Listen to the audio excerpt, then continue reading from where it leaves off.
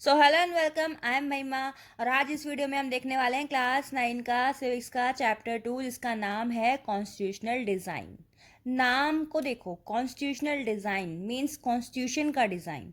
हमने last chapter में democracy के बारे में पढ़ा था, और डेमोक्रेसी का सबसे मेजर पिलर होता है हमारा कॉन्स्टिट्यूशन। तो देखो, इस चैप्टर में हम क्या पढ़ने वाले हैं। सबसे पहले, how is the constitution formed, means constitution बनता कैसे है। Who makes the constitution, constitution को बनाता कौन है।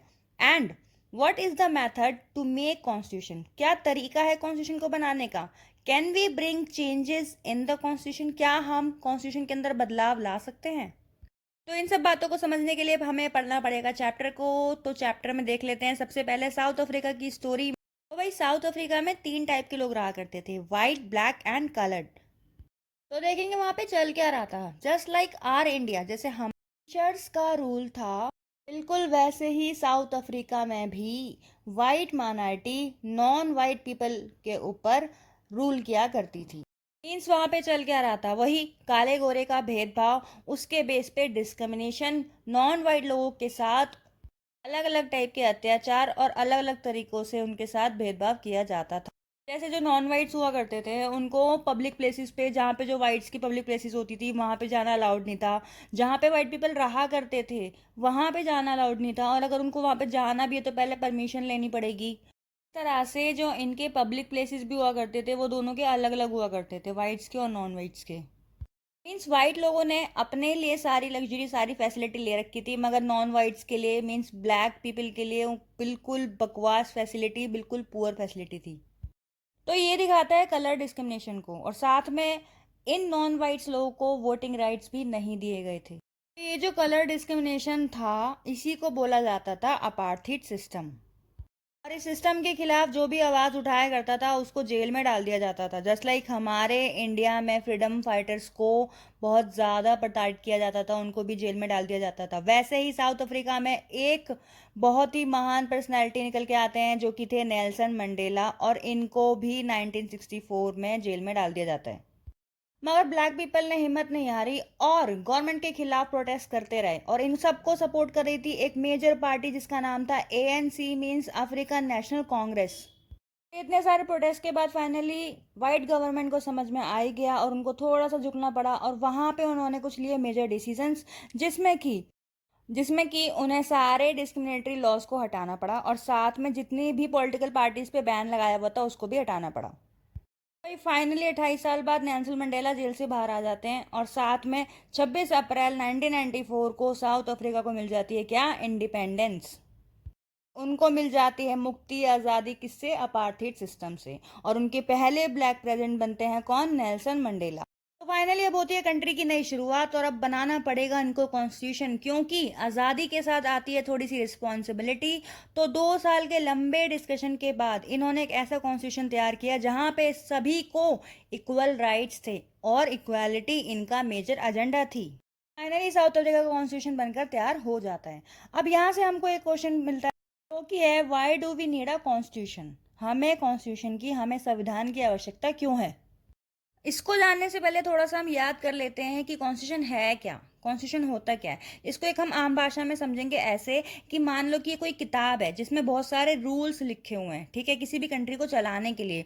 अगर मैं एक प्रॉपर डेफिनेशन में बोलना चाहूँ तो ये होगा, it is a special type of book और document in which many types of rules and regulations are written, which have to be followed by all the citizens living in the country। Means एक ऐसी किताब जिसमें सारे rule regulation लिखे होते हैं country के, और इसको फॉलो करना पड़ता है नागरिकों को। तो अब आ जाते हैं हमारे मेन क्वेश्चन पे, जो कि मैंने थोड़ी देर पहले बताया था, why do we need a constitution. इसमें हमारा पहला पॉइंट बनता है कि it generates a degree of trust and coordination that is necessary for diverse group. हम सभी को पता है कि हमारी कंट्री काफ़ी ज़्यादा डाइवर्सिटी है यहाँ पे, और साथ में मल्टीपल कल्चर्स, मल्टीपल रिलीजन्स। ऐसी सिचुएशन में हमको जरूरत है कॉन्स्टिट्यूशन की, जो सारे धर्मों को, कल्चर्स को और सभी डाइवर्सिटी को समान तरीके से कोऑर्डिनेट कर सके, और उन सभी में एक विश्वास और सहयोग की भावना रहे। हमारा सेकंड पॉइंट है, it specifies how the government will be formed, who will have power to take which decision. Means constitution हमको बताता है कि सरकार कैसे बनेगी और किसके पास क्या पावर होगी। हमारा थर्ड पॉइंट है, it lays down limits on the power of government and tells us what's the rights of citizens are. देखो, ये सरकार को शक्ति तो देता है मगर साथ समय उसकी डिसीजन मेकिंग पावर पे रिस्ट्रिक्शंस भी लगाता है, कुछ लिमिट्स भी लगाता है, ताकि कोई भी सरकार डिक्टेटर ना बन जाए हिटलर की तरह। और साथ ही में सभी नागरिकों को उनके क्या अधिकार हैं वो भी बताता है। हमें पता है ना कि हमारे फंडामेंटल राइट्स सारे कॉन्स्टिट्यूशन में लिखे हुए हैं। हमारा फोर्थ पॉइंट है, it expresses the aspirations of people about creating a good society. अब आ जाते हैं हमारे चैप्टर की नेक्स्ट हेडिंग पे, मेकिंग ऑफ इंडियन कॉन्स्टिट्यूशन। तो भाई साउथ अफ्रीका की तरह हम लोगों को भी काफ़ी मशक्क़त के बाद अपना कॉन्स्टिट्यूशन बनाना पड़ा था, और हमें लगा था 2 साल 11 महीने 18 दिन का समय सिर्फ कॉन्स्टिट्यूशन को बनाने के लिए। क्यों? क्योंकि अभी थोड़ी देर पहले मैंने बताया कि इंडिया में काफ़ी ज़्यादा डाइवर्सिटी है, इसलिए अलग अलग सोसाइटी के लोग, अलग अलग माइंडसेट के लोग थे। तो ऐसा कॉन्स्टिट्यूशन की ज़रूरत थी हमको जिसमें सबकी आइडियोलॉजी या फिर सबको हम ध्यान में रखकर कॉन्स्टिट्यूशन बना सकें। प्रॉब्लम देख लो क्या क्या आई थी इंडियन कॉन्स्टिट्यूशन को बनाते समय। Country was born through a partition. तो हमें पता है कि हमारी जो आज़ादी हुई थी वो 2 देश बने थे, पहला तो अपना इंडिया और दूसरा था पाकिस्तान। तो ये बने थे रिलीजन के बेस पे, और ये आज़ादी, ये पार्टीशन इतना इजी नहीं था। ये एक ट्रोमैटिक एक्सपीरियंस था लोगों के लिए। तो इतने टेंशन के माहौल को देखते हुए इंडियन कॉन्स्टिट्यूशन मेकर्स को भी इस बात को ध्यान में रखना था कि हमारे इंडिया में तो किसी भी धर्म को प्रेफरेंस नहीं देनी थी, क्योंकि इंडिया है एक सेकुलर कंट्री। जब ब्रिटिशर्स हमको छोड़ के गए तो हमारे कॉन्स्टिट्यूशन मेकर्स ने सारे स्टेट्स को क्या कह दिया कि आपकी इच्छा है, आपकी मर्जी है कि आपको किस कंट्री में जाना है, इंडिया में आना है, पाकिस्तान में जाना है, या फिर अपना कोई अलग ही कंट्री बना लेना है। ऐसे में तो और भी ज़्यादा टेंशन का माहौल क्रिएट हो गया और काफ़ी सारे स्टेट्स को इंडिया को मनाना पड़ा अपने अंदर ज्वाइन करने के लिए।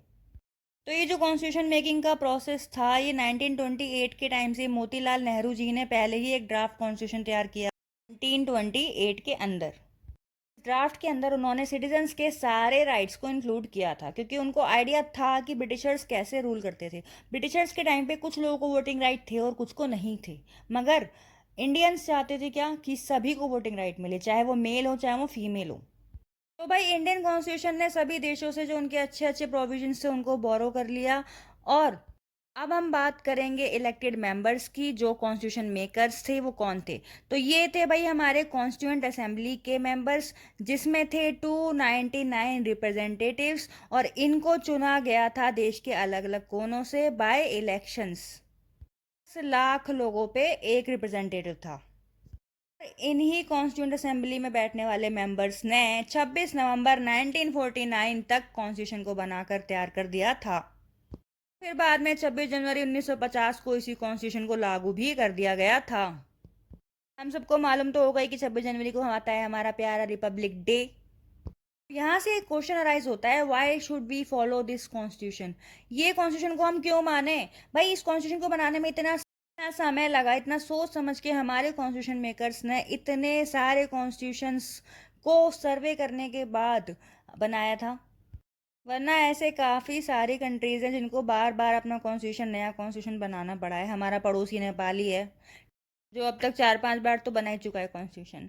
उसके अलावा हमारा कॉन्स्टिट्यूशन हमें चॉइस देता है अमेंडमेंट्स की। मीन्स पार्लियामेंट में बैठने वाले मेंबर्स के पास ये पावर है कि अगर कॉन्स्टिट्यूशन में कोई चीज़ गलत है तो वो उसको अमेंड कर सकते हैं।